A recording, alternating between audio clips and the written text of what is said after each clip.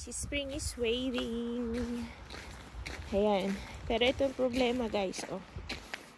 Madulas siya kapag nagme-melt na yung daan. So, need talaga ng mga stud shoes. Ayan. Pero excited na ako mag-spring. Ayan o, nakikita na yung mga grass. Excited ang lola.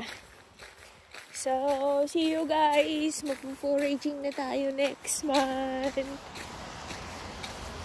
Ayan. Pangit lang talaga pag ganitong melt na yung snow. At saka sobrang dulas. Kaya lalagay sila ng graba. Pero may part mawala. Ayan. Turing!